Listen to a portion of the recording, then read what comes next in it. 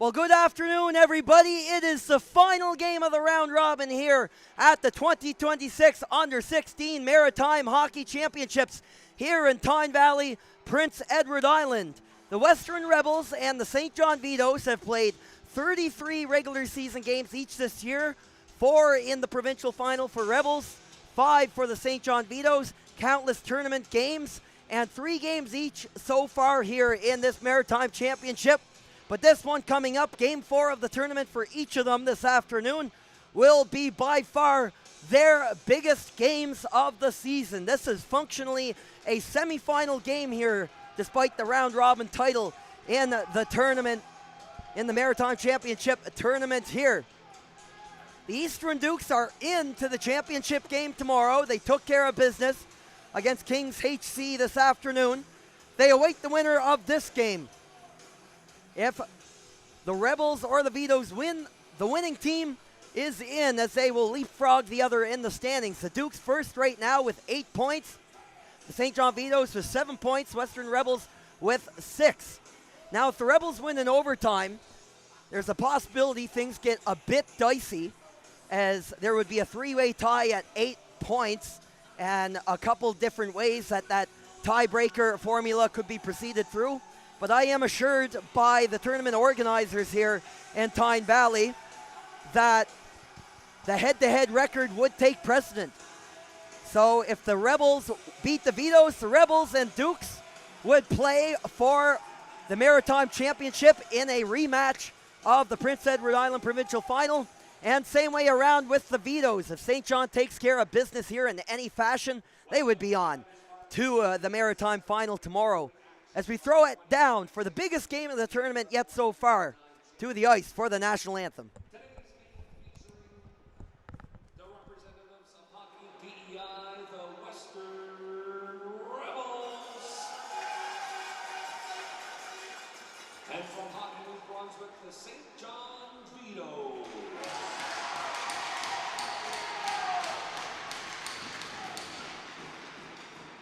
Officials. What's wrong with that, actually? You know that.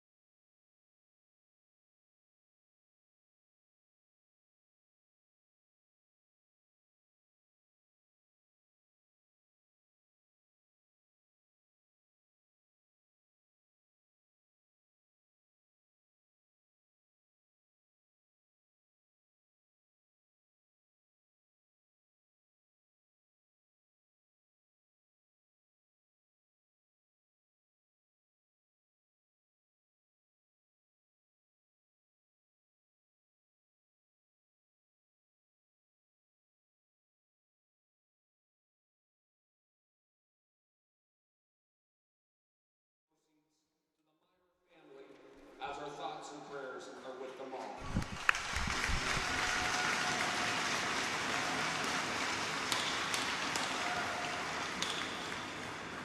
We thank all of you in advance for supporting this cause. And at this time, would you please rise if you're able to, as well remove your hats and caps for the playing of our national anthem.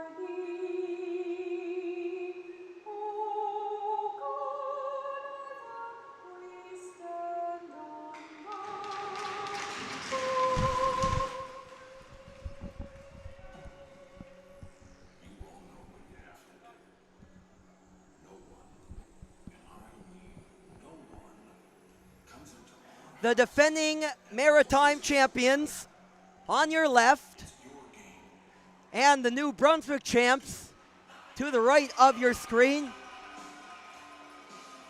Here in the game that matters the most above all else here in this season. Game 10 of 10 in the round robin portion of the Maritime Championship here in Tyne Valley. There's only one more after that. It's the gold medal game tomorrow afternoon at 12. It'll be the Eastern Dukes playing the winner of this massive matchup between the Western Rebels and the St. John Vitos. Vitos in the cream white uniforms to the right of your screen, and the Western Rebels in the black and green to your left. As we're underway here in Tyne Valley, the Vitos coming off a big win this morning over the Cabot Highlanders, winning 7-4, putting themselves in a position to win their way into tomorrow's final. And as mentioned, it sounds like, going off the tournament rules and from the tournament organizers here, it's a win of any fashion for either team. Of course, there could be some tie-breaking scenarios withstanding on that. But that is the sense here. I spoke to coaches from both teams here before the game. And why talk over tiebreakers when each of the responses are, well, it's just easier if we win. So that is the attitude going into this one here for St. John and for Western, as it is taken up to the blue line. Here's Hudson Pino. He's up across the line on that line with Sam Surratt. Now it's Callahan. That's paddled away by Samuel Malia and into the corner. Callahan and Pino banging away at it. Pino walks in front and into the mitt of Samuel Malia for the save here after a minute and 20 of time expires here on the clock. Meeting our starting goalies, Malia played one game this tournament. He was in net in that 7-6 loss to the Eastern Dukes on Thursday, getting his second start of the tournament. The last two games for the Vitos have been started by Luca Riva. And for the Rebels, Hudson Lynch has only allowed one goal in two appearances, recorded a shutout against the Cabot Highlanders Thursday night, and was in between the pipes for that win over HC Kings last night, a 5-1 final in favor of the Western Rebels. As Daniel Pigeon will pick it up along the wall and lets it go, and Malia finds that through the crowd and makes the save. Now early push and shoving here. Of course, the game does not get any more intense than this in what acts as a provincial, or a Maritime semifinal rather. We also want to mention, very important here, and if you caught some of it off the top of the broadcast before the national anthem, the 50-50 proceeds from the Rebels Vitos game going on here today in Tyne Valley will be donated to Carter Myra. Myra is a defenseman for the Martello Buccaneers, one of the 12 teams here in this league, who is battling cancer right now. He recently got news that his cancer has returned, and there is a tough battle ahead of him. So it's good to see this support coming out for a member of the U16 community here and a member of this hockey league especially. And myself and the team at High Button Sports wishes Myra and his family all the best. Dagla will skate in for the Vitos. Now in behind, that's thrown in front of the net, picked up by Jake Arbeau. Arbeau throws that off the side of the cage and it'll ride up onto the glass. There's a Vitos player slow to get up in behind the play. He's laying down the corner as the puck will go in the other direction on the ice, and the shot from Pigeon will hit the goaltender and go up. And the Vitos player is still down all the way back in the Rebel zone. He hasn't moved here for a decent little bit of time here. He's going to talk over with the referees.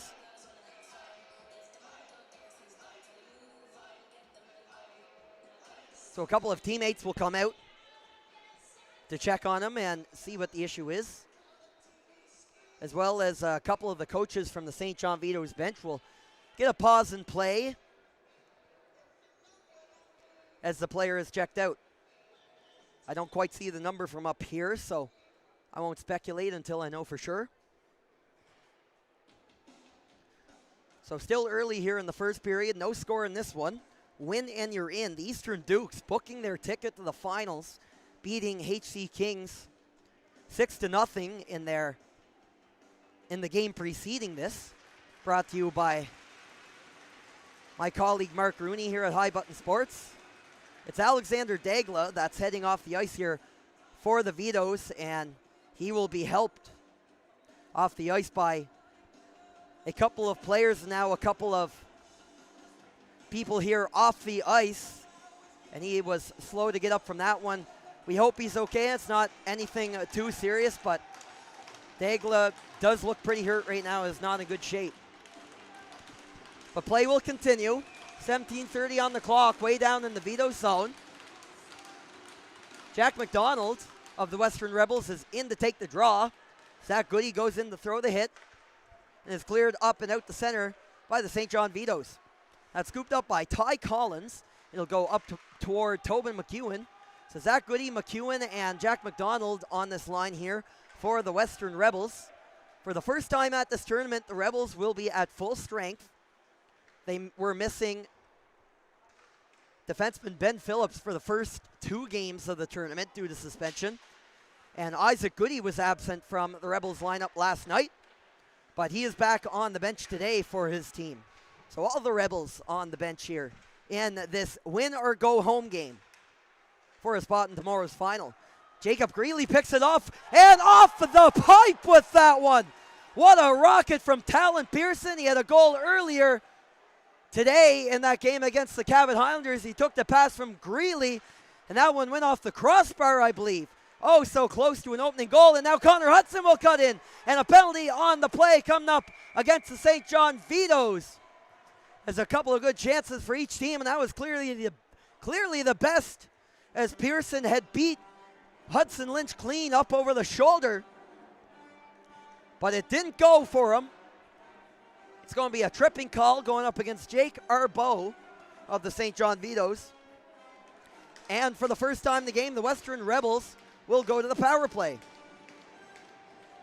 Over the year, the Western Rebels had the second best power play on the season, clicking along at 27%, and they have the second best power play in this tournament, scoring on 3 opportunities, for a 33.3% efficiency. That's going to be thrown toward the net past Ellis Callahan. So Rebels get set up here on the early man advantage.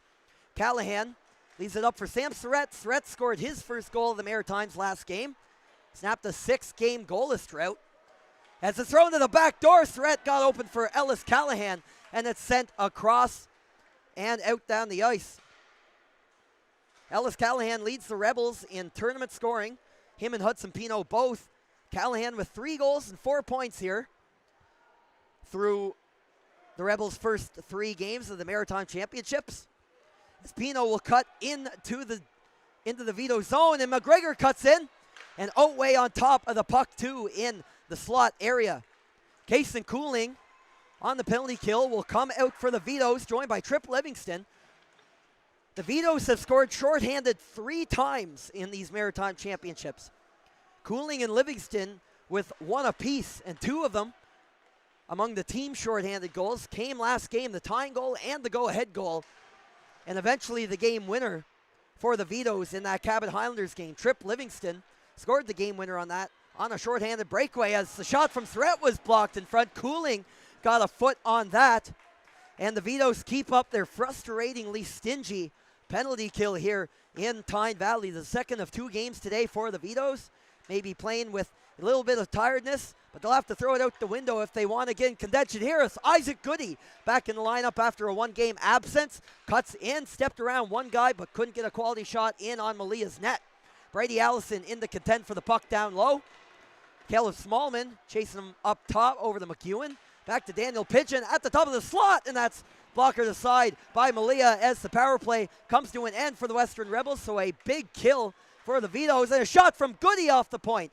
Caleb Smallman parked himself on top of Malia's net. The battle ensues in behind. McEwen up to Pigeon. Lets it go. Rebound to the far post. It didn't bounce out to Smallman. It's up in the air after the puck was caught on the back of the netting.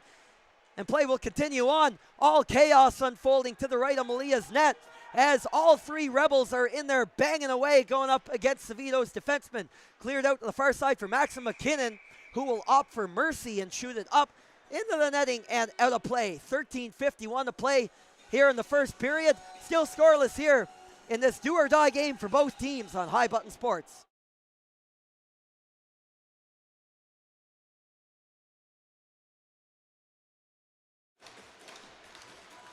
Face off to the left of Samuel Malia.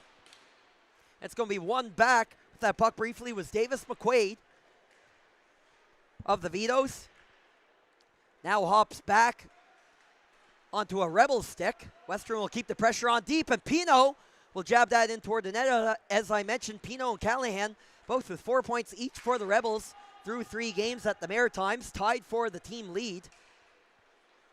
Leading scorer in this tournament, Colin McCormick. 7 goals and 11 points in 4 games. The Eastern Dukes captain really on a mission here as they punch their ticket to the Maritime final today. And there's going to be an icing on the play. It's shot down the length of the ice by the Western Rebels. So 13-13 to play here in the first period. And what a week it has been, especially for the St. John Vitos, who have played in 2 massive comeback games, winning 1 and losing 1. Their first game of the tournament, they were up 4-1 in the third period against the Eastern Dukes. The Dukes came back and won that game in a shootout 7-6.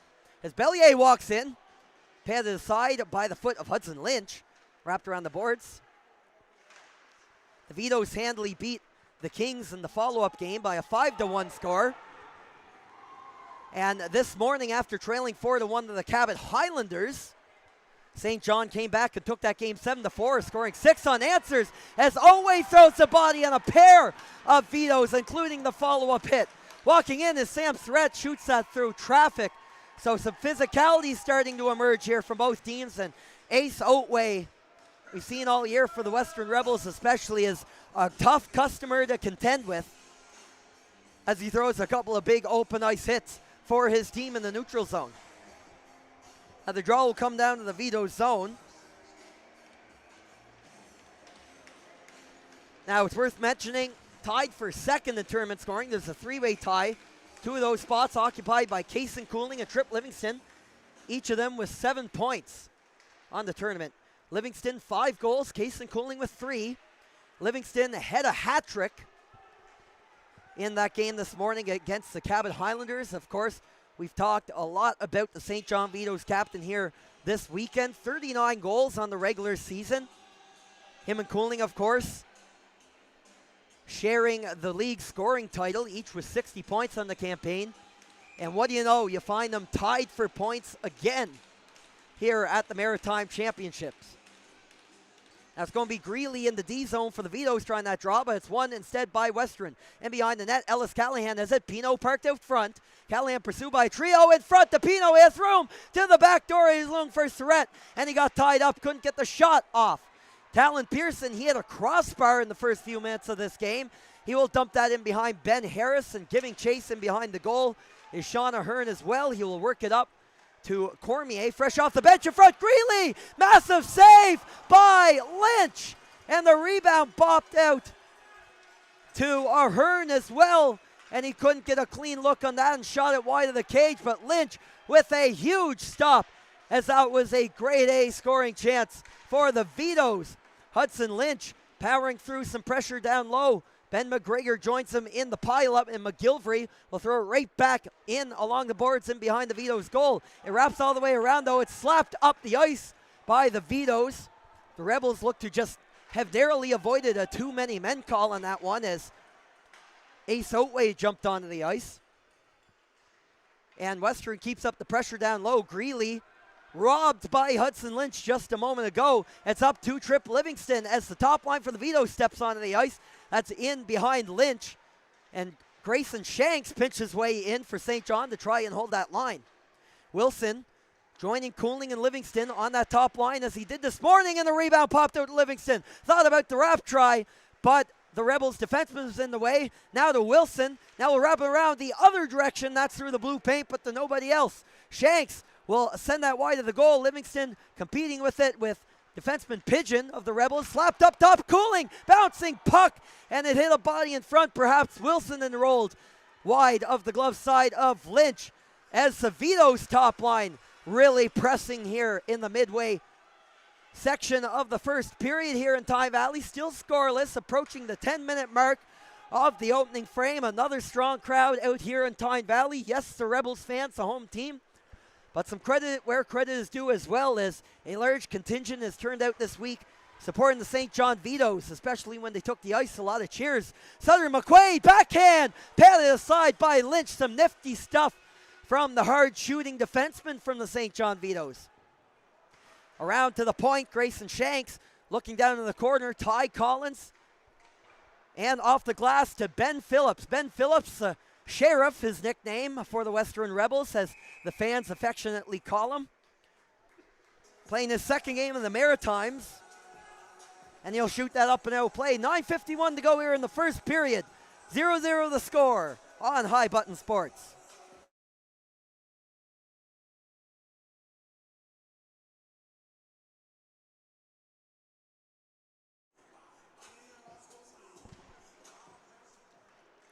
Off the draw, it's won back by the Rebels in their own zone. Isaac Goody gives chase up the wall. Arbo takes it away, and it hit the stick shaft of Alex Cutler in the slot and will bounce out to center. Smallman, in pursuit of it, is bumped off the puck by Vitos defenseman Tennyson Godin. Arbo rims it up the wall. Cutler was tied up along the boards there and took the body from Isaac Goody. Now Harris will send it into the zone. Is knocked down to his knees by the St. John Vitos Sam Whitaker in front of the St. John bench. And Davis McQuaid will wheel up the ice, steps around Brody Noy, out there on that pairing with Harris, into the feet of Ben Harris now, who will get tied up with a player. There was some pleas for a call from the Vitos cheering section, not going to get it. Good hand-eye from Arbo initially, but that goes right to a Rebel, and Isaac Goody is up and out with it. We'll flick it in the direction of Malia's net. He'll have to steer that to the corner with little time to spare. Now around to the close side corner, and the Ellis Callahan line jumps on to the ice for the Western Rebels, or at least a portion of it, as McGilvery throws the floater wide of the goal. Pigeon pinned up by Whitaker on the wall, and Pino joins the play as well off the bench, and Alex Cutler is off the ice. He was tired at the end of a shift, so everybody from the St. John Vitos will get some fresh legs on here with 8.5 to go here in the first period, and a scoreless game. I expect a tight one, as these winner-go-home games are especially suffocating for the teams trying to get some quality scoring opportunities off, and maybe an extra inch of physicality. It'll roll in front of the Western Rebels bench. Luke McGilvery wheels around the cage. Over for Pino on the right wing. He had a pair of Vitos breathing down his neck, and it's going to roll to Thread at the red line. It's going to miss his intended target on the pass, Ben McGregor. He will beat the icing, though. He's pinned up there along the wall. In with him is Noah Cormier, the Vitos defenseman. McGregor waiting for help as the Rebels went to change. Brady Allison steps onto the ice and throws the body. As it is shot up across the center ice logo, that puck is going to roll a potential icing, and it is blown down just as the contenders in that foot race got to the goal line, but the linesman ruled that the puck got there first, so that's coming all the way back down to the Vitos zone. The Western Rebels lost game one of their tournament, losing 5-1 to the Eastern Dukes, but have responded in big fashion since. Shut out the Cabot Highlanders 5-0 in game two, and last night defeated HC Kings by a 5-1 score to put themselves at 2 wins and 6 points in the standings. The Vitos are the only team without a regulation loss here in the Maritime Championships. 2 wins as well as a shootout loss to the Dukes. That's how they opened their tournament, but they bounced back with a win over HC Kings, and that massive, very entertaining win over the Highlanders this morning, as a little bit of miscommunication between Hudson Lynch and his defenseman. He's a little late covering that up for his team. And there was a Vito right on top of the play. That's Maxim McKinnon, named player of the game this morning in that win over the Highlanders, had a goal. One of 5 different goal scorers in that game. Of course, it was a 7-4 final, and Livingston had the hat trick for his team. Davis McQuaid in to take the ozone face-off for the Vitos, and he wins it back to Bellier. That ricochets off a piece of lumber and into the rafters here at the Cavendish Farms Community Events Center. Hosting its second regional tournament, It also took part in hosting a national tournament once as one of the host venues for the Canada Winter Games hockey tournaments, men's and women's. A tournament in which Gavin McKenna played in and for Yukon. And Yukon even played one of their tournament games here in Tyne Valley. As Ben McGregor in 2-on-1 with Hudson, the shot scores! The captain! It's a goal for McGregor, and it's 1-0 Rebels.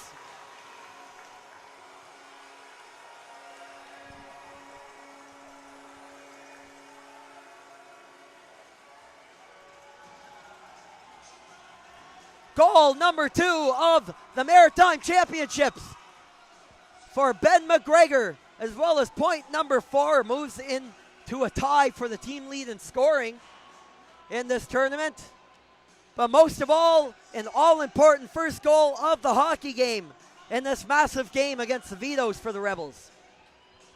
Ben McGregor on the 2-on-1, maybe sold the pass there a little bit, and picks his spot on the glove side of Samuel Malia. And the crowd goes wild here at the Cavendish Farms Community Event Center, as this has definitely felt the most tense of all the games held here this week in Tyne Valley, and for good reason, as McGregor braked in for the shot that was off an object and out of play. Here in the final of 10 round robin games here this weekend. As mentioned, only one game after this. It's the gold medal game. Winner of this game playing the Eastern Dukes. So that playoff atmosphere is ever present. As Callahan wins the draw and leads for Pino. Pino is lined up there at the point.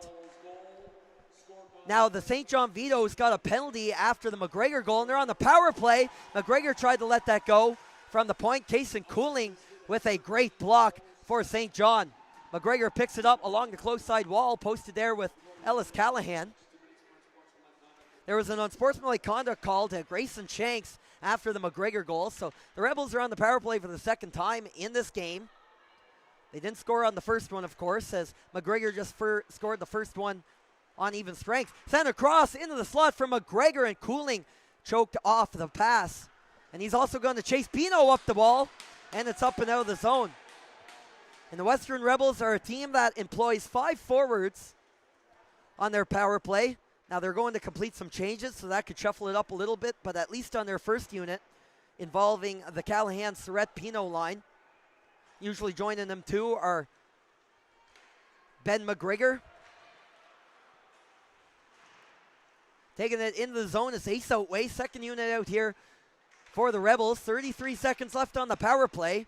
As it's played up top, Tobin McEwen calling for the pass, and that is blocked. A gutsy play by Wilson. Second attempt, that is snapped high up and over the net. It'll roll to Isaac Goody at the point, and he will trip up Livingston, and that's sent through the slot area. It's going to miss the net, but comes to McEwen. 12 seconds now left on the man advantage. Isaac Goody, the toe drag, and the shot took a change of direction as it hit the inside of the leg of Godin, but the Vitos managed to clear it down, so the St. John Vitos remain in good shape in terms of penalty killing. Their penalty kill has worked wonders for them this week. Coming into this game, an 85% penalty kill rate. That's best in the tournament here this weekend in Tyne Valley. Second best rate is the Eastern Dukes at 83.3%. And not to mention, and maybe more importantly here at this point in the tournament for the Vitos, 3 shorthanded goals. And they score a lot and have been doing so this tournament, not only through Cooling and Livingston, but all up and down the lineup, although Cooling and Livingston have a shorthanded goal each in this tournament. Now McKinnon gets tied up with the puck by a pair of Rebels and behind his net. Play continues in the Vitos end of the ice. Smallman down to Zach Goody, and it's going to roll back to Ty Collins. Collins the snapper, that's just wide of the net. Pinching in is Ben Phillips on the backhand over to Smallman. Smallman checked up there by Cormier. We'll get it to his teammate Jack McDonald. And coming up the middle of the ice with it on the turnover is Alex Cutler. 2-on-2 for the Vitos. That is along the ice and well wide of the Rebels' net. Rebound comes around, and Cutler has it again from a tight angle, and he snapped that high of the net as Hudson Lynch attempted to reach up and glove that out of the air. Phillips rolled around the boards looking for his winger. Smallman had it, and now up through the feet of Zach Goody, who's at the end of a shift. So the Rebels forwards will change, but here comes Shanks. Grayson Shanks in to the glove of Hudson Lynch, who is holding it down in the Rebels crease so far. 3:16 to go in the first period. Western Rebels up by 1 on High Button Sports.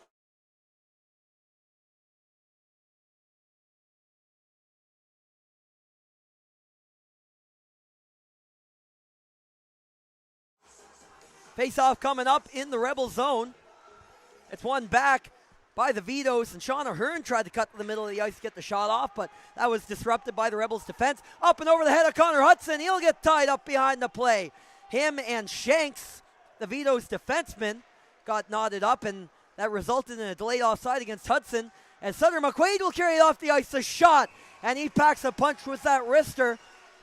But it's gloved again by Hudson Lynch, who is not afraid to come out and challenge the Vitos defenseman on that scoring chance. Now just under 3 minutes to go here in the opening frame. The only goal so far from Ben McGregor of the Rebels, his second of the tournament, will give his team a 1-0 lead. St. John wins the draw in the O-zone. That is way up into the air, and it remained in play, and a watch it bounce in front of the wide open net that Davis McQuaid, with a swing and a miss, could not put home. The Vitos keep at work in Rebels territory. Swung in behind the goal, Pearson giving chase. So excellent chances for two players on this line. McQuaid on the open net, he couldn't quite bury it. And Pearson, a few minutes into the game, hit the crossbar, beating Hudson Lynch as Arbo walks in to the end. Will beat Noy on the rush and cut to the front of the net. Couldn't get the shot off. The rebound bounced out to Ahern. He will backtrack up top of the point, and Godin holds the line. A wrister along the ice, and Hudson Lynch will see it through the traffic to cover it up, as the Vitos, after killing off that last penalty, have been determined to keep the push on here to try and find the equalizer here in this winner-go-home game.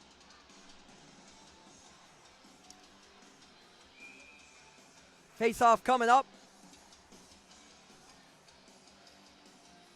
to the left of Lynch, and a scramble in front, a penalty coming up to the Western Rebels. Finding his way out of danger, looking for the centering pass to Bellier. Carson O'Toole. Malia went to the bench, so Kason Cooling will jump out as the extra attacker. It's going to roll around up front for Maxim McKinnon. McKinnon over to Cooling. The fake slapper in front through the legs, and jammed in front as the Vitos were pushing there as well and held onto it for a lengthy amount of time, and a hooking call coming up against the Western Rebels getting into the later stages of the first period. A hooking call is the assessment, and the guilty party, Luke McGilvery, who will sit in the box for the Western Rebels. So for the first time this game, the St. John Vitos will get to work on the power play. A 37.5% clip. They've scored 6 times on 16 opportunities. That is the best power play percentage in the tournament. And they had a pair last game on the man advantage in that win over the Highlanders. They win the draw and get set up. Kason Cooling will leave it up top for Maxim McKinnon. The shot from the point is directed wide, as I think Lynch got a bit of a blocker on that. Cooling now for McKinnon at the blue line. McKinnon the fake to Livingston. And he unloaded a cannon that Lynch got across to as well, and maybe it hit a body too. A 3-on-2 battle over there. There is a trio of penalty-killing Rebels over in the corner. They have to hustle back across, but it is shot out hard enough along the wall by Callahan to get to the opposing blue line. Maxim McKinnon coming into the zone now. A nice fake. Will drop that through the legs to his teammate McQuaid, and is cutting in as Wilson. The shot scores! Cameron Wilson ties the game at 1.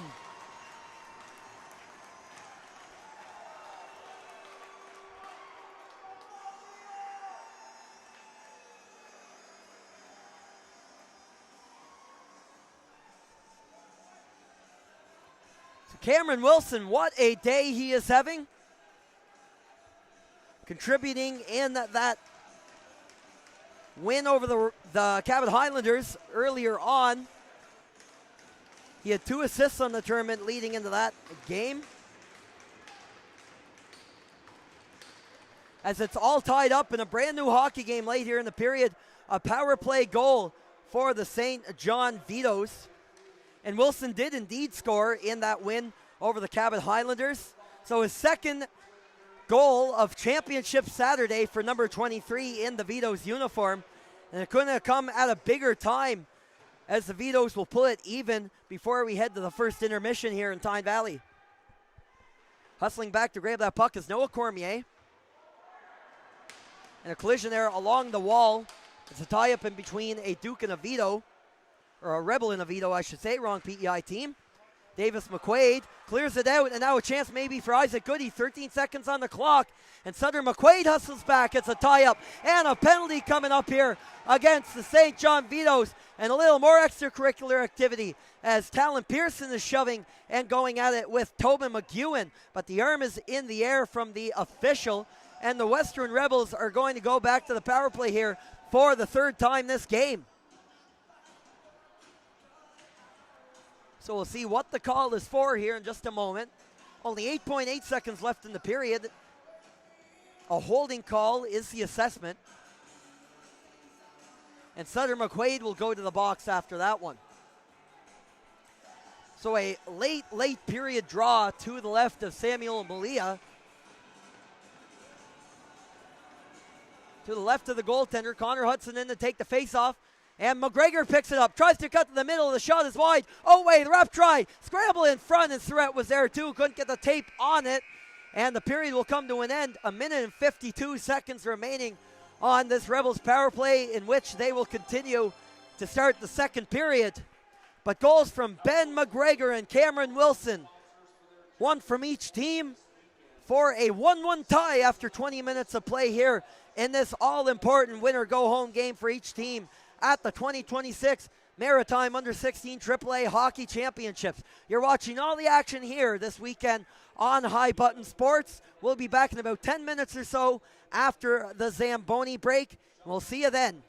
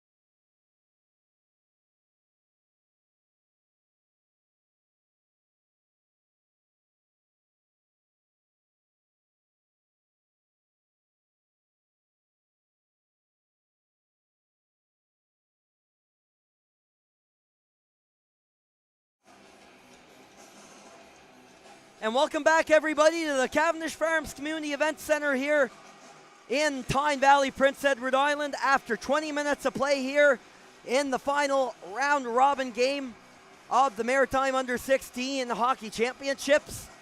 The teams are tied at 1. The Western Rebels struck first, a goal from Captain Ben McGregor to open the scoring. And then on the power play, the St. John Vitos follow up with a marker from Cameron Wilson to knot things up at an even 1 per side. As mentioned, the winner of this game will go on to play for the Maritime title against the Eastern Dukes. There are some tiebreaker implications if the game turns out a certain way, especially there's a scenario where if the Rebels need overtime or a shootout to win, all 3 teams will be tied at 8 points and the 3-team tiebreaker would apply. But tournament organizers assuring us here in the booth at High Button Sports that whoever wins this game will be the one with the advantage on the merit of the head-to-head matchup. As we get underway here in the second period, and remember the Rebels carrying over a power play into this frame for another minute and 20 as McGregor carries it in. He's going to wheel in behind the net and up to the point for Callahan. Callahan's a little lower than the point, now goes up top to Pino. Pino down for Callahan on the far side. The shot, Malia makes the save, and the rebound came out to the middle and sent down the length of the ice by Talon Pearson. Out of his net to play it is Hudson Lynch. There's a whistle behind the play, all the way from the back referee. And some equipment came undone on the goaltender Malia, I believe. Shook off his mask there to fix something. And we'll get a face-off outside the zone here somewhere. The linesmen are sorting that out right now. So we get ready to roll here early in the period. The last time these teams met was right here on February 28th. And the thriller of the game, the Vitos led late by a 2-1 score. But Sam Surratt tied the game with 4 minutes left and then scored the overtime winner to seal the victory for the Western Rebels. In what was the Rebels' second last game of the regular season, the Vitos' third last game of the 33-game campaign. Just cleared down the ice by St. John. They have been very solid today on the penalty kill, save for 2 Cabot Highlanders goals last game. And Surratt tried to dance through and is going to be sent down the ice once again as the Vitos not giving the Rebels much to work with here. As mentioned, the Vitos have the top power play and in the tournament, and the Rebels the second best power play. Eerily similar to the regular season when that was also the case. The Vitos had a 31.9% power play as Otway walked in, and the Rebels a 27% man advantage in the 33-game regular season. It's going to be in behind the net, but we're back to 5-on-5 action here as St. John's Sutter McQuaid returns to the ice. He had taken a holding call at the tail end of the first frame. But the Rebels stay at work in the St. John zone. Surratt from an angle in front. Oh, to the back door. Tobin McEwen was there, but he couldn't get enough on it to pop it by Malia. Now sent down the length of the ice, and icing is the call on that one. So we will come back down the ice here for a face-off in the St. John Vitos zone. Going to come to the left of Malia here. Jack McDonald taking the draw for the Rebels. It's going to be won by Kaysen Cooling as they make their way up the ice. Cooling is now out there centering Wilson and Ahern. Ahern was caught out there on the icing though, so now Trip Livingston will come in to join that top line for St. John. It's held in by Cooling, and Livingston pokes it away, and he is tripped by Zach Goody. The penalty coming up. Cooling maintains possession for St. John though. Extra attacker coming as Malia hustles to the St. John bench here in the long change second period, so took an extra few seconds there, but now 6 attackers on the ice for the Vitos now. Cooling gliding on up through the zone is going to drop it back for Livingston. He finds Godin on the diagonal dish. Godin has to exit the zone as there is a mishandle, and that time he will lose it to Tobin McEwen of the Rebels, and it's touched up. So a tripping penalty coming up after a Rebel, Zach Goody, took down Trip Livingston. So the Vitos going to the power play for the second time this game. As mentioned, a dangerous man advantage, clicking along at 37.5% in the tournament. Actually, it's a bit higher than that as they're 1-for-1 on the power play, and that's in this hockey game, so that'll improve that metric a little bit. Livingston will sail that up and over the head of Lynch, but it's taken away by the Rebels, and Ty Collins will send that down to 200 feet. Out of his net to play. That is Malia, and that's going to be caught up there by a Rebel stick. The net stays on the moorings. Callahan out front and into the toes of Hudson, who is unable to pull the trigger as Malia caught a bit out of position there as he went to play the puck. Wilson quick to take it back down the other way, and now the Vitos are set up on the power play in their own zone. Livingston will send that on a saucer over to Cooling. Cooling pulls the trigger, and that's up and off the glass and out of play into the mesh. So a minute and 22 to play here on the tripping call to Zach Goody. And 16:21 to play in the second period altogether. And it's been a great week here in Tyne Valley, Prince Edward Island, the small community, about 25-30 minutes west of Summerside. And a big hats off to the organizing committee. Heard a lot of good words from the players and the staff about not only the organization, but the location and the hospitality, not only here at the Cavendish Arms Community Event Center, but in all locations pertaining to the tournament and the host hotel alike. As it's a giveaway up the middle, Caleb Smallman up with speed. He's going up against Sutter McQuaid and will be taken down. McQuaid with a good defensive play to knock Smallman off it, and he will recover and go up the other way now for the Vitos. That's Luke Bellier on the entry. And Phillips will angle him off, but go around for McQuaid at the far side point. Will step around Smallman that time, lets the shot go, and stopped, scores! Pearson on the rebound, and another power play marker for the St. John Vitos, and they take the lead.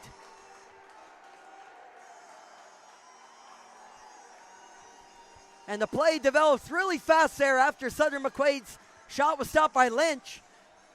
And parked in the right place, Talon Pearson cleans it up, his second of the day. Dating back to the Cabot game, he had a shorthanded goal in that one. And he will add a power play goal in the second period against the Rebels here. And for the first time in this hockey game, the St. John Vitos are in the driver's seat, up 2-1. Now battle off the puck, Alex Cutler only carried it in slightly into the Rebel zone. So it's the first time the Western Rebels have trailed since the Eastern Dukes game to open the tournament, a game in which they lost 5-1. Isaac Goody enters the zone over to Brady Allison, makes a nice move. Will hit the brakes and goes up top to Brody Noy, the wrister through traffic, and that's sticked aside by Malia. Now McEwen's going to get tied up there. Isaac Goody and Connor Hudson, not McEwen, joining Brady Allison on this forward line for the Western Rebels. Up top for Isaac Goody, he'll cycle in lower, looking for Hudson, who is posted up along the boards, and Allison holds the zone. Will challenge Sutter McQuaid for the puck and hold it in. Goody posted up along the wall, and in to help him now is Hudson as a 3-on-2 rugby scrum forms, maybe 3-on-3 on the close side boards near the Vitos blue line. Now that is corralled by Isaac Goody, walks in, tight angle at front, and a great setup for Brady Allison, who didn't get all that he wanted on that shot in the crease area in front of Malia's net. Now roll in behind the cage, and a little time now for St. John to get it up and out of the zone. It's skated up to Davis McQuaid.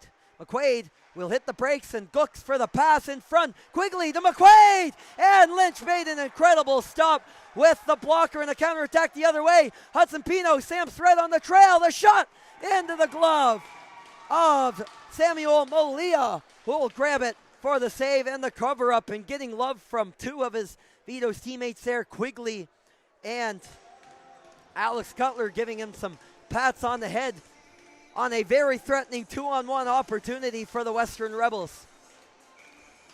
14:16 to play here in the second frame. 2-1, St. John Vitos now in the lead after a Talon Pearson goal on the power play. Jake Arbeau hustles back and takes the check from Callahan. Cycled up for Trip Livingston. Posted there on the right wing. Sent up for Wilson, who had the first goal on the Vitos power play today, coming back late in the first period. But he can't beat it to the icing there as McGilvery gets back for the Rebels, and we'll get a draw down in the St. John zone. 14:01 now in the second period.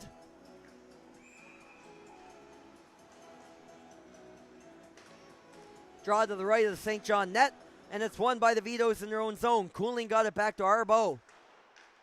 Around for Godin, and Livingston will stop up on the right wing side of the hash marks, and again sent down nearly the length of the ice by St. John, but not enough for an icing.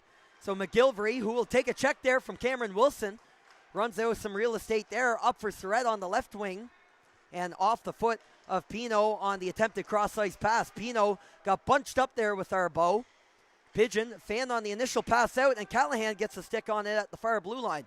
Won't hold on to it, though, as Tennyson Godin will retreat in behind his goal. Takes a bump from Surrett, loses it to Pino. Pino tried to go upstairs on Malia, and he will shoot that up and out of play with the face-off likely coming outside. 13:21 left to go in the second period. Pearson giving the St. John Vitos the lead on High Button Sports.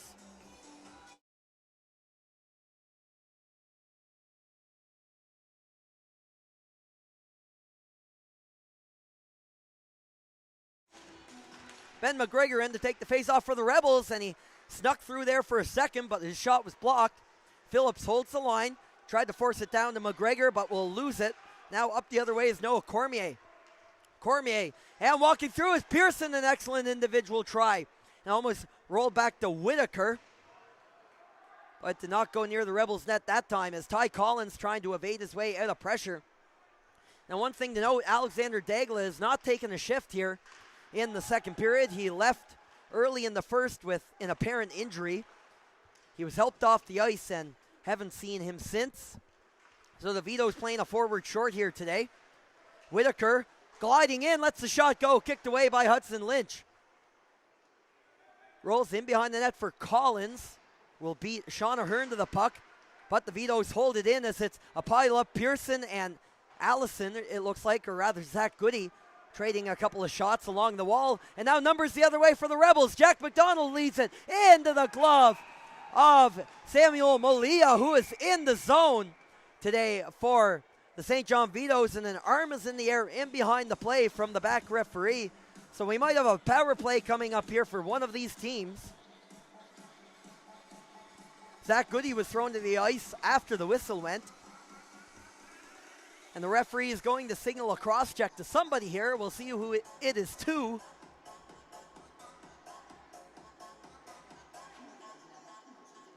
The players are lining up for a draw in the St. John Vitos zone, which could suggest a penalty coming up here against the Vitos. And now 2 minutes will come on the board on the St. John side. Sutter McQuaid will glide to the box. So the Western Rebels are going back to the power play here for the third time today. They're 0 for 2 on the man advantage. They're having trouble cracking the St. John Vitos penalty kill, which has been in the zone since the middle of the second period against Cabot. Trip Livingston in to take the draw against Ellis Callahan, and Callahan got it to his winger, and the Rebels set up. Callahan holds up for Pino. Pino down for Callahan, and he's going to fan on the shot. It'll roll over to Shanks, and it will ride up the leg of McGregor and out of play. It last hit McGregor, so I would be surprised if this draw didn't come out of the Vitos zone. Now Callahan and Maxon McKinnon were exchanging some words. But as a matter of fact, the faceoff will remain inside. Ellis Callahan and Livingston taking the faceoff. It's won back by Livingston. But it'll come back to the Western Rebels, and took a couple of hops and skips on Hudson Pino, so he has to back out to the neutral zone, and so do his teammates. Sam Surrett, individual efforts through the neutral zone, will leave it off for Pino, and he will skate on through. Pino slowing down at the far side half wall, left back for Callahan. Another minute 18 to play on the power play, and rolled up the stick of McGregor, and they're going to lose it, and the Vitos send it out of the zone. So Cooling going to change up for the penalty killers on the long change second period. Greeley will jump on the ice. Livingston, we've seen him use that tricky poke check before to spring himself on breaks. Sam Surratt cutting all the way in for the Rebels and tried to send it around. It will stay in. Pino, the fake pass over to Callahan. Callahan returned to Pino, left to the side, and the shot in front. Otway digging at it in the crease area. It's going to bounce away. Callahan up top. Surratt the shot and hit a skate blade or a stick blade in the slot area. Pino holds it on the blue line. Now the Surratt on the close side top circle. Lets it go. And gloved away once more by Malia, who's been challenged here consistently in the last 20 or so seconds from the Rebels. 25 seconds left on the penalty timer as it is hard off the glass by St. John, who had lots of time to clear that down the ice after a hard power play shift for the Rebels. Still unable to convert on the man advantage with McQuaid preparing to jump out of the penalty box. Is going to be thrown on a center and to the backhand of McGilvery as the Rebels retreat. So another penalty kill for the St. John Vitos. We're back to 5-on-5 as McQuaid exits the sin bin. And a bobble in front. Allison in front. And taken away. Another huge save from Samuel Malia, who's been on a mission today between the pipes for the St. John Vitos. It was a 2-on-0 that materialized for the Rebels, and they cannot put it in with 10:08 to play in the second period. A draw coming up to his left. So he managed to rob Brady Allison on the one-timer in front of his net. Zach Goody waiting to take the face-off against Alex Cutler. It's a tie-up, and it'll come to Talon Pearson of the Vitos. Pearson working out the center, joined to the right flank by Ahern. Hustling back as Pigeon goes up the wall. Cutler will slap it in lower. And McEwen wheels around the wall. Banging up there on the play. And down to Pigeon. Luke McGilvery sent the pass through the neutral zone. No one was home at first, but it'll bounce over to Pigeon. He'll send it into the diagonal corner. Isaac Goody throwing the body along the wall out there on that line with Connor Hudson and Tobin McEwen. As the Rebels continue to shuffle the forward units, and it will land in front in the slot area. But a high stick knocked that puck down, so play will be blown dead. 9:26 to score here. St. John, or the time here, St. John with the score of 2-1 are in the lead on High Button Sports.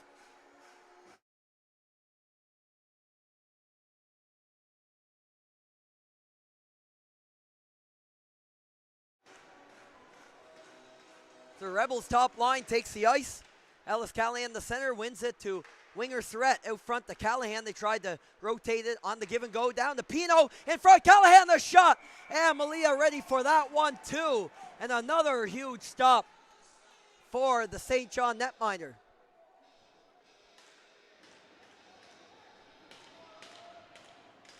So he has been solid as nails here in this second frame. My colleague Mark Rooney said this about Joseph Saunders for the Kings last game. He's played well enough in net to earn himself a milkshake at the local dairy bar or even a banana split. Well, I'd say if Malia keeps this up, he will definitely get himself a soft serve. The real banana split, the prize on the line tomorrow in the form of Maritime gold medals.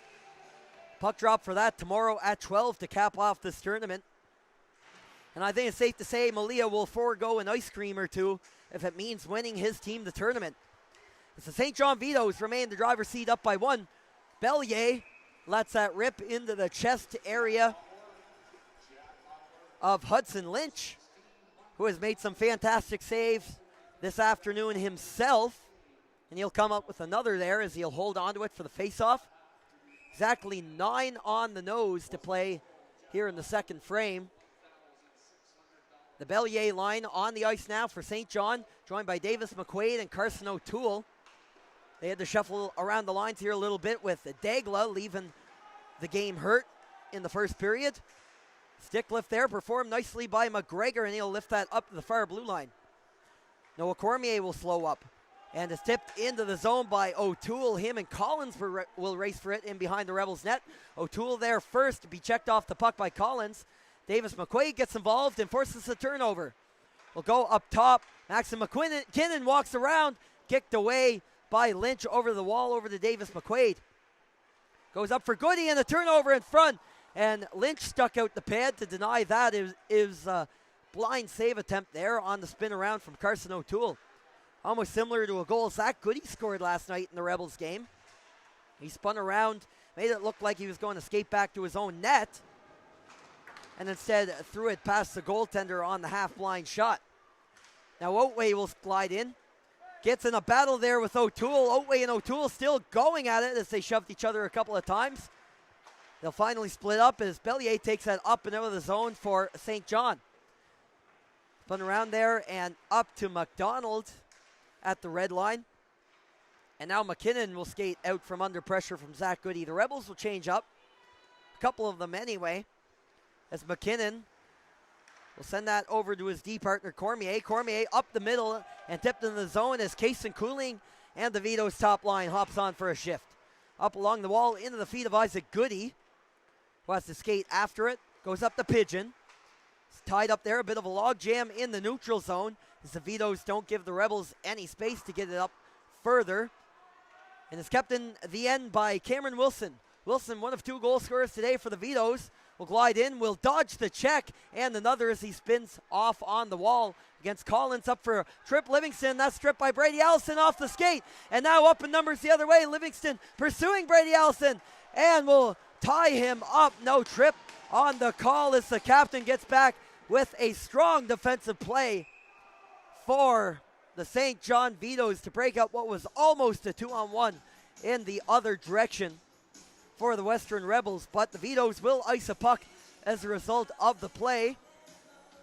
So the faceoff will come back down to the right of the goaltender Malia, who has been standing on his head here for his team in the second period.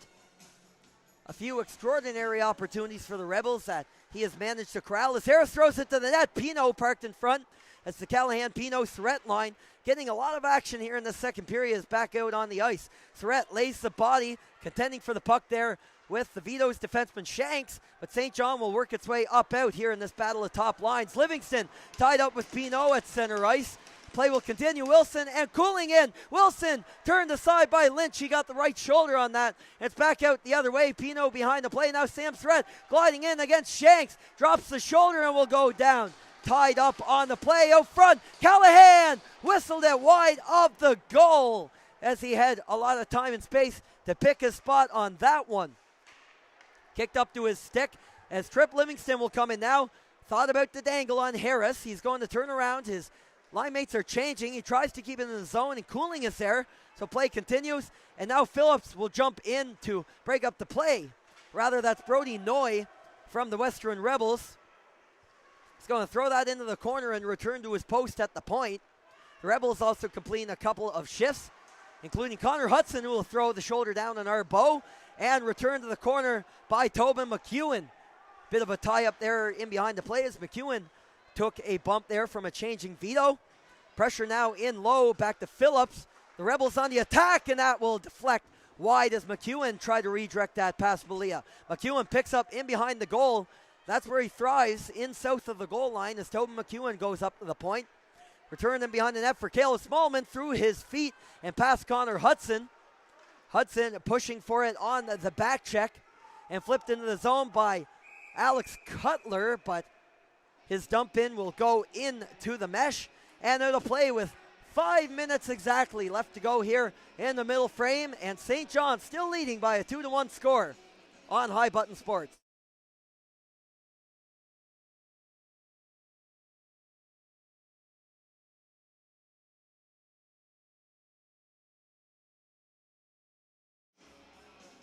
Face off in the neutral zone. Jacob Greeley and Ben McGregor going at it.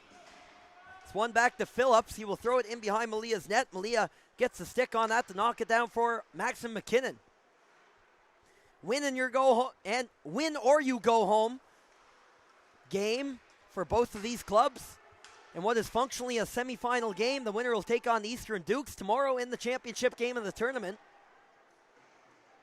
The Rebels with 6 points and the Vitos with 7 after 3 games each. This one, game number 4 to wrap up the round robin portion of the Maritime Championships. A big hit in behind the play. Ty Collins throwing the body and dumping Cutler to the ice, but is frozen there in behind Pino's net. And Collins will come away with it. Collins throws it diagonally up for Otway, who has a step on McKinnon. Otway now steered to the corner, tried to center that in front as Zach Goody was joining the play. Pigeon fell down in behind the play, but gets back to his point and gets a stick on that. Getting in front of Whitaker. As the Vitos change up. Now sent down the ice. Brady Allison on the deflection. Gets it in for Maxim McKinnon. Mishandled there slightly by Hearn, but no further harm done as it's gotten out to the Rebels' blue line. As the Vitos look to slow things down and nurse their 1-goal lead here with 3.5 minutes to go in the second. So another full period of hockey ahead of us still after this one, and maybe even more with how close this game has been. Isaac Goody picks it up in close range, working in tight quarters there, but couldn't get quite in front for the shot on Malia, and Ahern takes off the other way. McGilvery gets back first and will angle off Ahern. Pigeon gets into the puck battle too for Western, and it's off a skate and up to Jack McDonald. He'll break in one-on-one on Shanks, but he mishandled the puck as he went for the dangle and maybe even a pass over to his teammate. It'll come back out the center, and Pigeon will try to backhand that out of danger. Settled down by McGilvery in the Rebel zone. On the exit out to the red line for Goody, who will poke it around, and now he has a head up. Goody with McDonald going to the net will lose it to Shanks. Tries to chase after his own puck loss. Harris will on the close side. Centered in front past Surrett, who is parked there in the neutral zone. Or in the slot area, I should say, with a little bit of space, but now it's in the neutral zone. And Sutter McQuaid walks in, and an offside as there is a St. John Vitos change going on. We'll get a whistle with 2:32 to play here in the second frame. Western Rebels 22-8-3 in the season, 47 points in standings, good for third. However, at the same time, the St. John Vitos only finished a point behind them. 21-8-4 their record, and they were 5th of 12 teams in the regular season standings. That is blocked aside from a long distance from Hudson Lynch. That's now into the corner for O'Toole. Will step around Harris, but couldn't take it to the net. Now over to Bellier on the far side. He's tied up there by Pino at the hash marks. And Sam Surrett is up through the middle with it. A partial 3-on-2 maybe for the Rebels. And a shot and a bit of a screen there that Malia had to contend with as Callahan throws the body over along the wall. A couple of body checks thrown there by the Rebels and a clever stick of Pino to slow down the advance from the Vitos. Minute 52 to go in the period. 2-1. The lead for St. John. The go-ahead goal coming earlier in the frame on the power play. Talon Pearson with the 2-1 marker for St. John. Bellier goes over to McKinnon. Maxim McKinnon tried to break up through the middle. It's broken up by Connor Hudson. Tobin McEwen fresh off a change. Lost it in his feet. And it's going to be an offside call assigned to the Western Rebels. So we'll get a face-off outside of the Vitos blue line.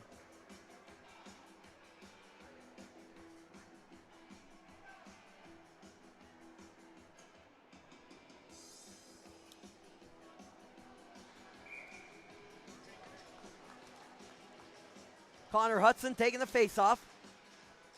Going up against Kason Cooling. Cooling poked it ahead, and Phillips has to backtrack. D over to Ty Collins, and Collins will complete the dump in.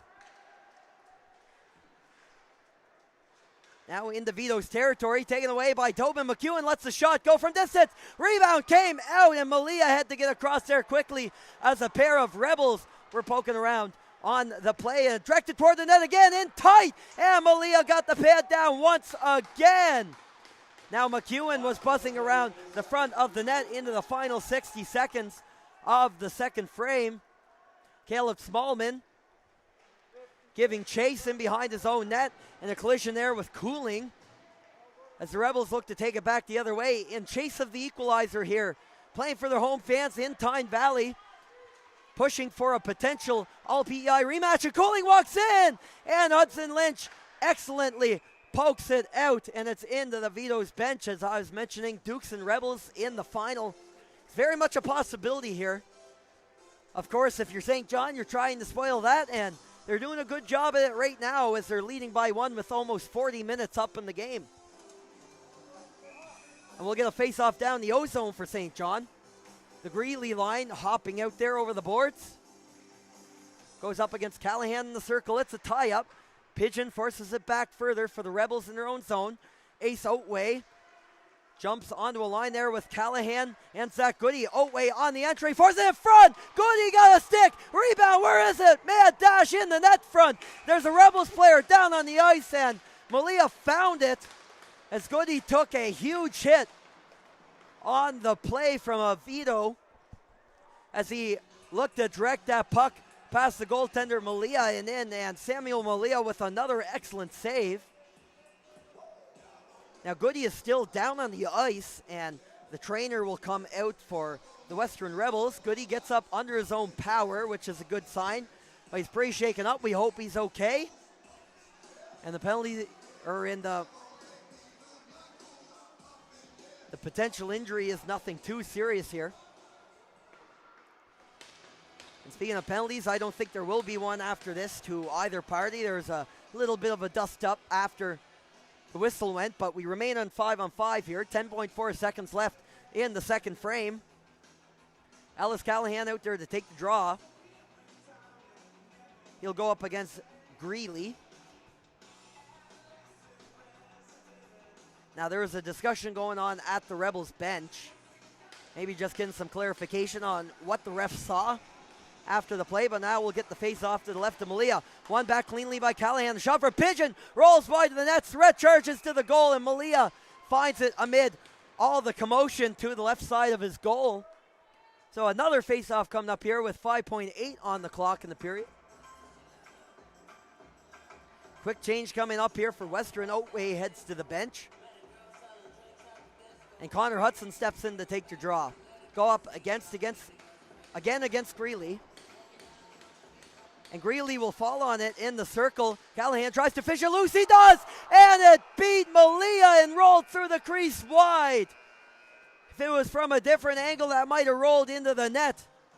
But the Vitos can take a breath there as the Rebels mere inches from tying the game before the buzzer goes here in the second on the shot from Callahan. And St. John is 20 minutes away from playing for a gold medal here in Tyne Valley.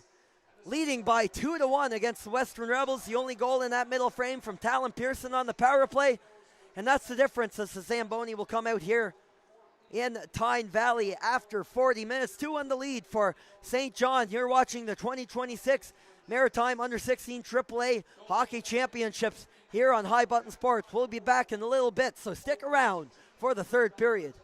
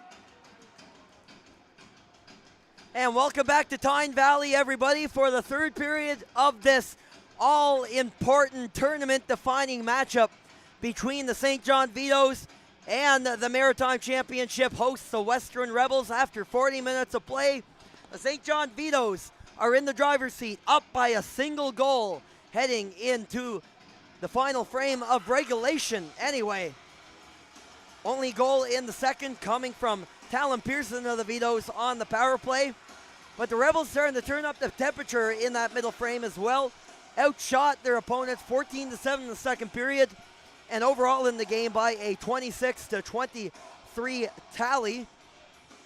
Goals today coming from Cameron Wilson and Talon Pearson, and the Rebels respond with a marker from Ben McGregor. And that is the difference right now, as the goalies have been on a mission. Hudson Lynch for sure for the Rebels, but the story so far in this game, Samuel Malia had a less than stellar start when he played Eastern Dukes earlier this week, giving up 6 and the shootout winner in that game, but has bounced back greatly here today, stopping 25 of the 26 shots he has faced as we get underway in a third period that could define one team's trip to the gold medal game against the Eastern Dukes tomorrow, as the St. John Vitos take the ice in the cream white colors to your right and Rebels in the black to your left, in an excellent poke check on the back check, stopping Maxim McKinnon from skating in with the shot. Surratt runs into some sticky ice, and it's a giveaway to Livingston, in all alone on the breakaway, stopped by Hudson Lynch. What calmness, he didn't even go down with the pad, and there's a Vitos player down in behind the goal. Trip Livingston is slow to get up, and they're going to blow the play down. The captain from the Vitos collided along the boards after the breakaway attempt, and that is not a good sign for the St. John Vitos, as Livingston is hobbling off the ice, albeit under his own power, so hopefully Livingston is okay and it's nothing too serious. He'll make his way to the bench. But the faceoff will remain down in the Vito zone, as when the play was blown dead, it was going on. The puck was in the Vito zone. It'll be a draw to the left of the goaltender, Malia. Shanks pursuing it after the Vitos face-off win in their own zone. Brody Noy holds the line, walks in, the shot! Oh, just tipped wide as Otway redirected it. Still loose though, as the Rebels were rooting at it at the side of the goal next to Malia. Otway just barely missing the net with that redirect. As Malia was sliding the other way, it just didn't hit the cage. Bellier gets back for St. John. It'll roll up the middle of the ice. Dodging the pressure was Allison. He'll throw it back into the St. John zone. Shanks back to get it.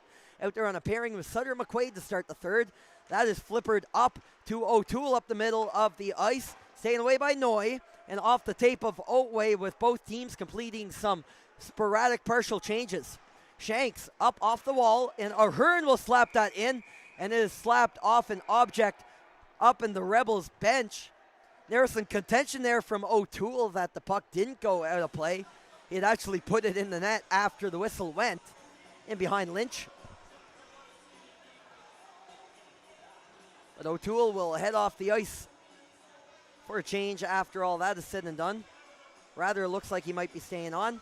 None the matter, the draw will come all the way back, as the Vitos had shot it out of play back toward their own blue line. So a neutral zone draw in front of their bench. Greeley and Callahan in the circle. It's won by Greeley, and the Vitos settle it down. Up for Maxim McKinnon on the saucer pass, will pick it up, lays the backhand onto the tape of Pearson.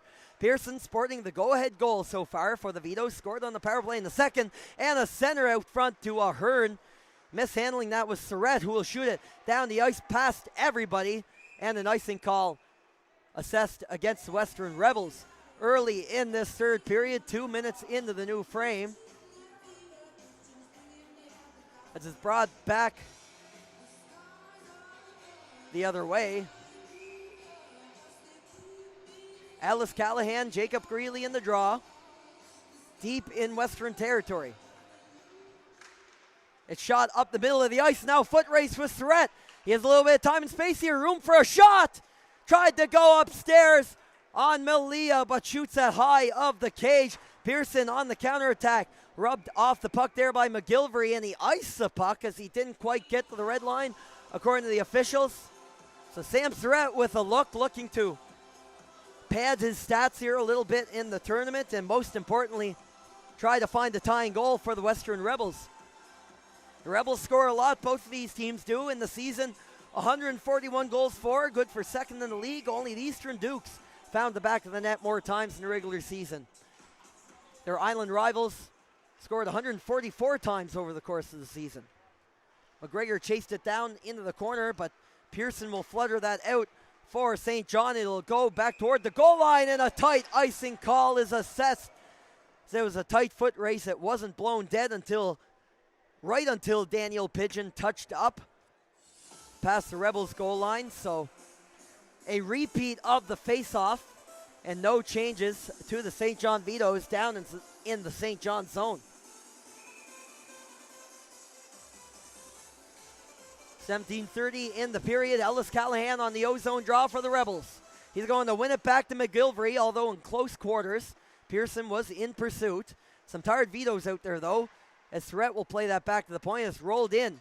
Callahan throwing the body. It'll roll around to McGilvery. McGilvery stops up. Will come to Pino on the close side in front. And a battle in front that Milia, through which he will find the puck as Callahan was rooting for it in front of the net. So the Vitos will finally get their change in after consecutive icings.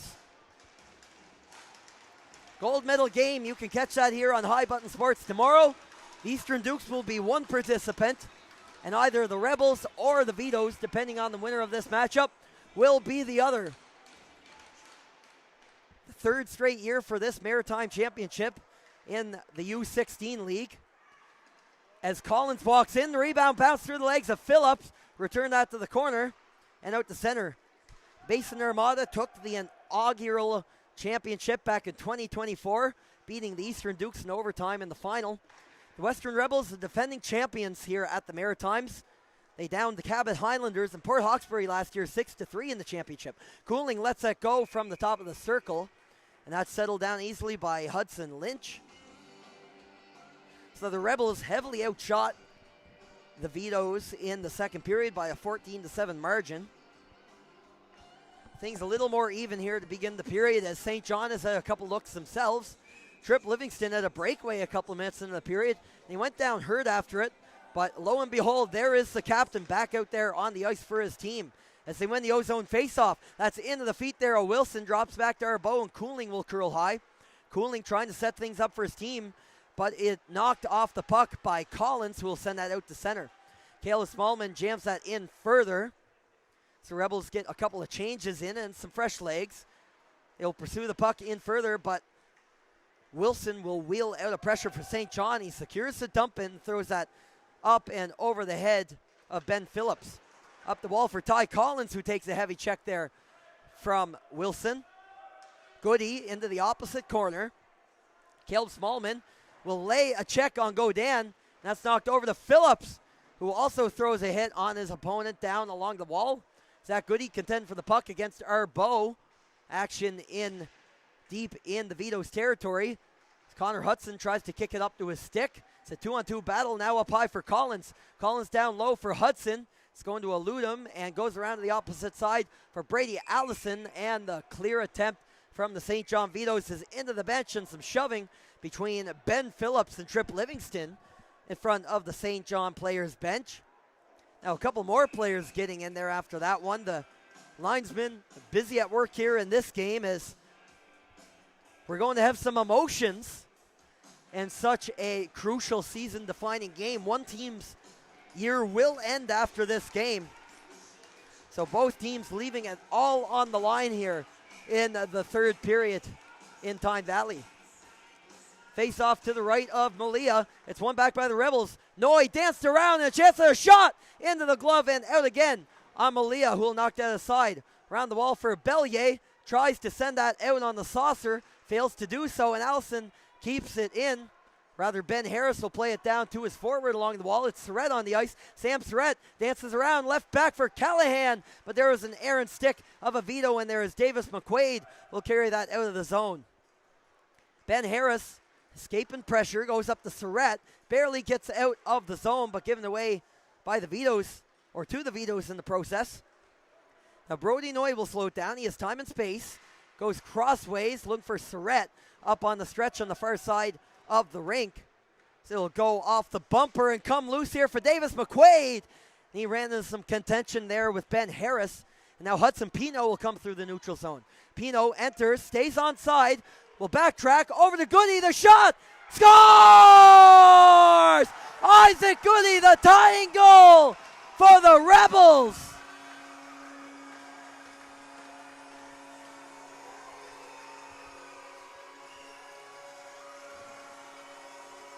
Back in the lineup, welcome back, Isaac Goody, first of the tournament, as he beats Malia under the blocker.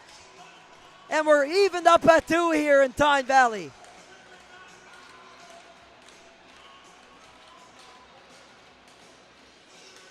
Talk about drama in this game, which, as I mentioned, amounts to a semifinal here in this tournament, although by name it's a round-robin game. Winning you're in, losing you go home. And Isaac Goody is not ready to go home yet for the Rebels, as it's tied up at 2, a brand new hockey game, if you will, here at the Maritime Championships, a huge one. And what a game this has been. Vitos leading for a large swath of the game since the middle of the second period. Talon Pearson had put them up, but Goody will walk in, taking a great pass from Hudson Pino. He'll pick up the assist on that definitely as Otway breaks in. That's dropped back for Collins and taken away by McKinnon. An alert stick here from the Vitos defenseman. Maxim McKinnon, the high-scoring defenseman in the Nova Scotia Under-16 League this year, with 9 goals and 30 points in as many games played.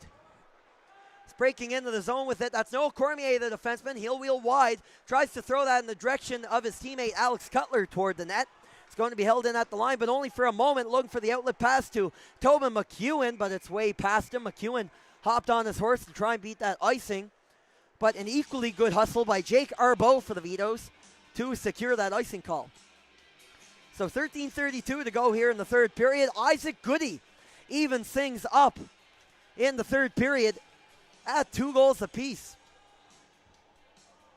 Alice Callahan in to take the D-zone draw, going up against Greeley from the Vitos, and Callahan will win the draw to McGilvery. McGilvery is tied up there by a Vito forechecker and sticked up the wall by McEwen. Here comes Tobin McEwen. Going to take a body as Arbo will hip check him. First man in was Ellis Callahan. Is held in the line by Pigeon. Pigeon over to McEwen. The no-look pass over to Callahan. Cuts to the slot. Couldn't pull the trigger on the shot. It's still loose there in the net front area, and the Rebels won't come up with it until it gets to the boards. Now on a cross for Callahan. Backhand pass, and loose as Malia kicked that out with force to keep the rebound from falling into the hands of McEwen. Now that's in behind the goal to go. Dan tries to throw that off the glass. Doesn't go the way he wants, and it's back to the point for Pigeon. Off the chest, rebound! Scores! McEwen, the Rebels lead!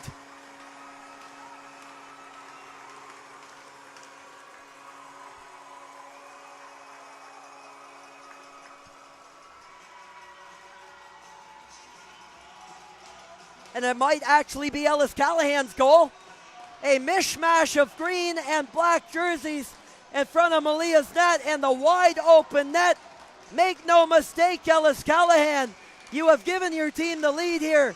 Midway through the third period, the Western Rebels take back the advantage for the first time since the first period. And the score is 3-2.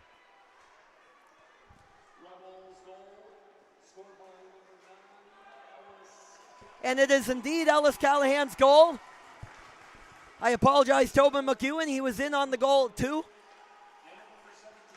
He will pick up an assist on that according to the public address here in Tyne Valley. But that will be goal number 4 of the Maritime Championships for Ellis Callahan, who has had some games here where he's put the team on his back, has been asked a lot by Coach Brett Gallant to step in as the top line center here for his team.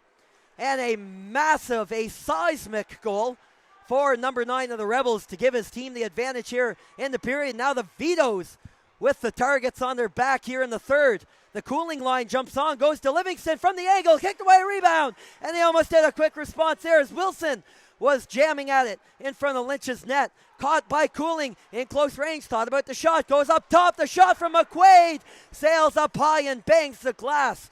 Cooling can't hang on to it. The Rebels will hustle it up to the blue line. Cooling takes down his man, but can't keep the puck in. Everybody takes up, and here comes Shanks. Drop for Cooling off a stick, and Goody will sell it down for the Rebels, but a errant drop pass will now roll over to Wilson. In and out of the glove of Lynch. Cooling goes down in front of the net. Callahan back out there on the ice after the go-ahead goal. And now Western will buy some time and get up to center. Surratt at the end of a long change will dump it in. It'll ride up a stick shaft though and go out of play. Two quick ones from the Rebels. First Isaac Goody, then Alice Callahan. And the host team is in front on High Button Sports.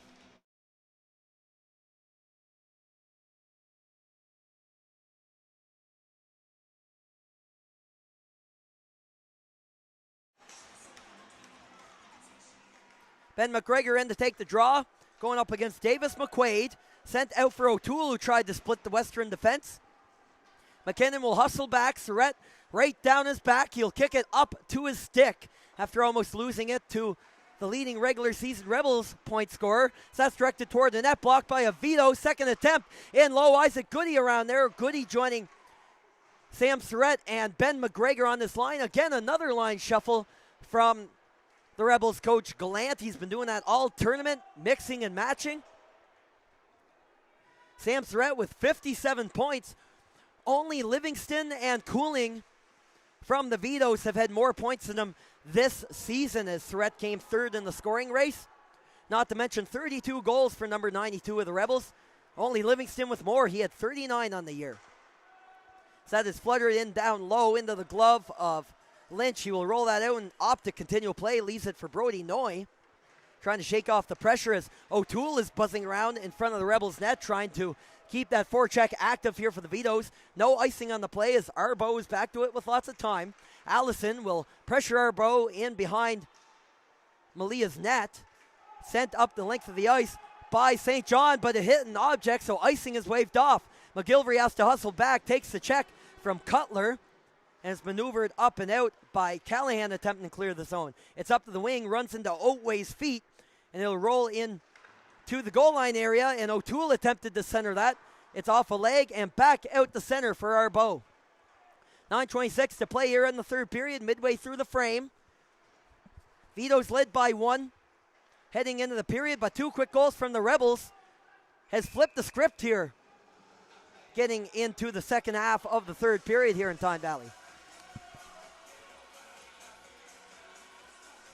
And the Vitos will ice the puck, so Western a face-off coming up here. The Rebels 9 minutes away from a rematch of the Prince Edward Island final against the Dukes. If that does happen, the Dukes have won 5 straight games against their island arch rivals, including the tournament opener here Wednesday night in Tyne Valley. Not only one that the Dukes won, but dominated, beating the Rebels by 4 in a 5-1 final.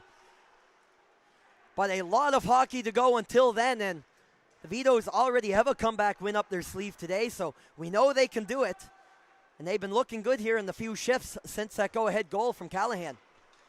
Pino plays it up the center.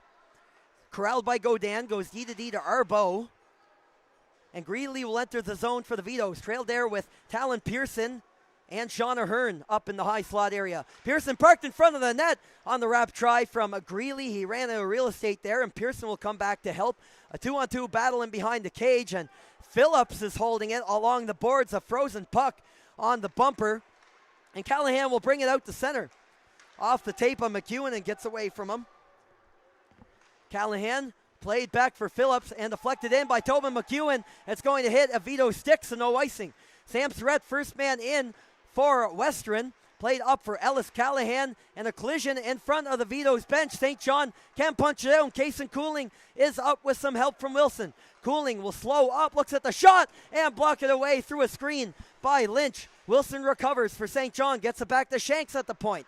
Shanks down for Cooling. He has some room to walk in. He does! And it's underneath the goaltender. He scores! Wilson again, and we're tied again.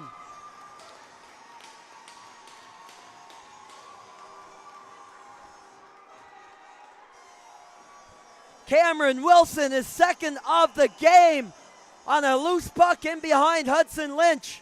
And that will even things up at 3 apiece here in the third period.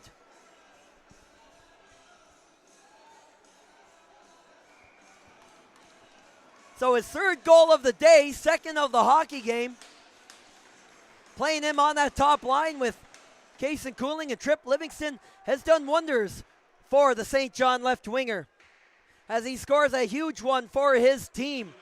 And that will bring us back even once more here in a high-scoring third period in Tyne Valley. 2 goals for the Rebels in the third frame, and now 1 for the Vitos after that one. As Kason Cooling will knock it down. Up there on the rush with Wilson. Cooling curls in, looking for the backdoor option to McKinnon. Takes a change of direction underneath the chaos. Where is it? Lynch was down on his backside. It didn't go to the net, but Cooling has it.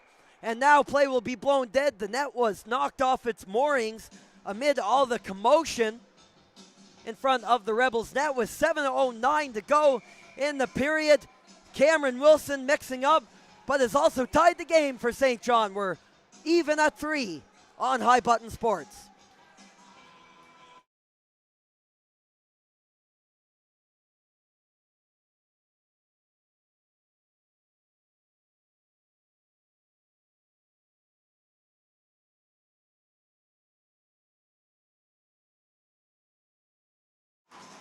Both teams getting fired up here. It's officially crunch time in this what amounts to semifinal here at the Maritime Championships. In tight for Davis McQuaid. His shot was blocked in the slot. Bellier digging for a 2. Pino hustles back for Western. McKinnon lets it go from range. Rebound. Scores! Bellier cleans up, and the Vitos take the lead back.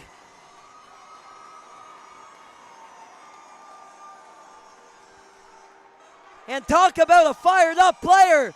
Luke Bellier on the flyby. And 2 quick ones from the Vitos. A perfect response to the Rebels 2. And it's a 4-3 lead for St. John.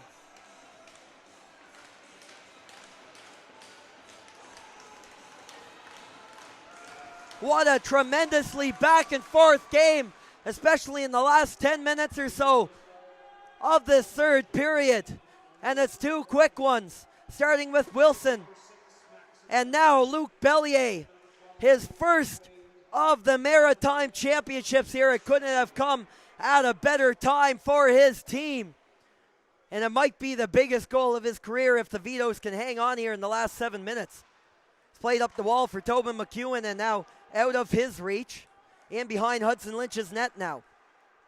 And pardon me, I'm going to correct my mistake. Bellier did score earlier in the tournament, so that's goal number 2 of the Maritime Championships for the St. John forward. Nonetheless, the weight carries the same, as it'll put his team in front by 1 here. And what has turned into a fantastic game here in Tyne Valley this afternoon. The Rebels looking for another answer. They've done it once this period.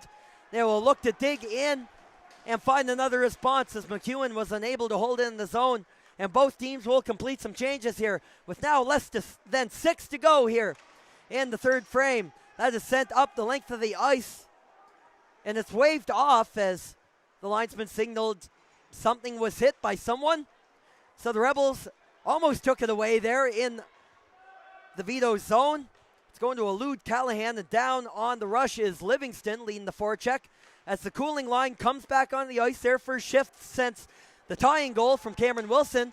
And Callahan hustles in. He had Pino cutting to the net, but that was broken up by Shanks. Pino now with possession down low. Centered in front. Back door. Oh, marvelous stop by Malia to keep that out.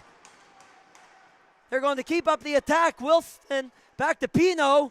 That's blocked by Wilson. Rebound. Wrap try. Pino, and Wilson gets in front of that again. So some shot blocks and some excellent goaltending heroics again from Malia, who has been standing on his head today for the St. John Vitos, and it came up and out of play after the St. John clear, and they now lead by 1 once more here with less than 5 to go on High Button Sports.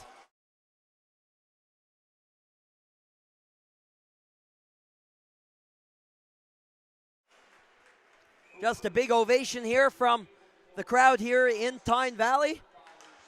They just announced the attendance figure. I didn't hear it. But safe to say this is one of the larger crowds this rink has seen in its young 5-year history. Cavendish Farms Community Event Center opened in fall 2021 after the former Tyne Valley Community Sports Center burnt down in 2019. Took about a couple of years for the community to rebuild here, but thanks to some fundraising efforts and some support, including from donors and the government, they have a new rink here for Tyne Valley, which is now hosting its second minor hockey regional championship in its history. The first was all the way back in 2022 when the U16AAA female championship was hosted here by the Western Wind team. Now the Rebels get in down low, but Maxim McKinnon has lots of time to make a play up and out with it. Otway will close off the gap and will knock it to McGilvery, and the Rebels will try to get it low. Otway shaking off the body check, tries to get away, but McKinnon will join the rush and get it up the center for St. John. The Vitos trying to kill off these last 4 minutes with a date with the Eastern Dukes on the horizon if they can get that far. Pigeon up the center for Ellis Callahan. He's played a lot this third period, including what was the 3-2 goal at the time. The most recent goal for the Rebels at the midway point of the third. Since then, Cameron Wilson and now Luke Bellier have found the back of the net. Bellier with the go-ahead goal a few minutes ago for the Vitos. And that is the difference right now with 3.5 to go in the third period. It all comes down to this for these teams' seasons. One of them playing for gold tomorrow, and a second will be playing their last game of the season, neither team knowing who that is yet. As Cooling will take it, it's a pile-up of Rebels in behind the play. And Collins will shoot that back in. Phillips got a stick on that. He's going to hustle back to the line. It's picked up by Cooling in the neutral zone and flipped down low. In behind the play is Phillips. Cooling, the lead forward checker for the Vitos, and now up the ice for it. Comes on the tape of Godin. He'll slap that down the ice and picked off by Brody Noy. He was just stepping onto the ice for a shift. Pino gets around. He's taken over the play by Livingston, but Brody Noy will walk through. Lets the shot go along the ice just wide of the net. Rebound to Allison on the far side. Almost time to keep an eye on Hudson Lynch in the Rebels net. Maybe the pull back for Otway. Blocked in front. Cameron Wilson again. Who else? He has been a shot block machine for the Vitos in this third period. Ty Collins fires it down for Otway, takes a big hit as Shanks flew after him, but Otway was the one who came on top of that collision. And Livingston will collide with Noy at the other end of the ice. They're both back up, but what a high-speed collision on that one as it shot down the ice. And no icing on the play either. Down in the Vito zone, hit behind the net, and Greeley is away alone for the game. Stopped by Hudson Lynch. Amazing heroics in the crease. He will keep the game alive for the Rebels.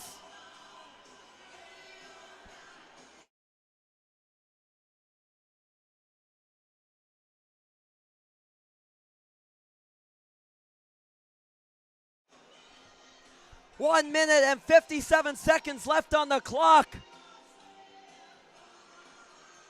And Hudson Lynch with the biggest save of the game, trying to buy his team a chance. He'll stop it again off the shot in the slot from a tight angle. Comes loose, and it will ricochet out to Brady Allison.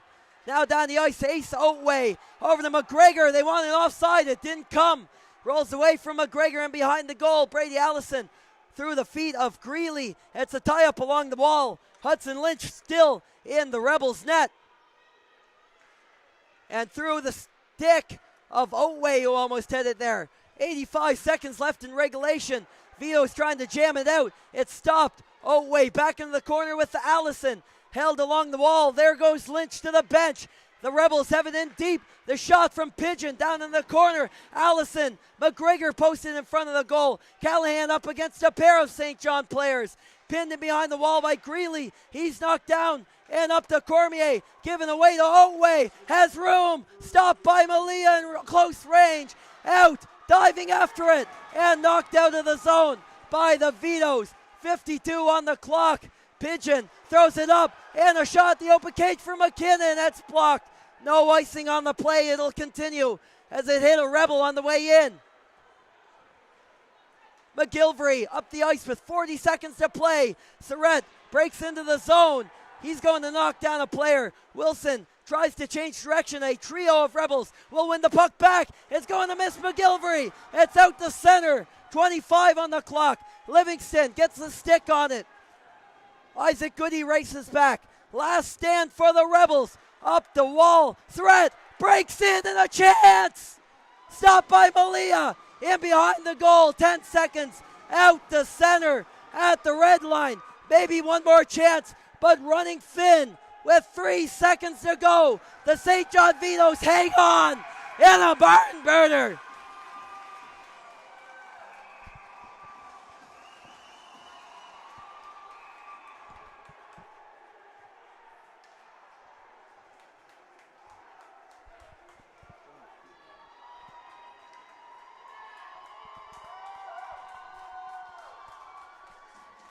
Luke Bellier, the winning goal, and heroics from the goaltender Samuel Malia. And the St. John Vitos will play for gold tomorrow against the Eastern Dukes in Tyne Valley. The Player of the Game awards will be assessed here in just a moment, but thanks for tuning in for the hockey game. My name is Luke Diamond.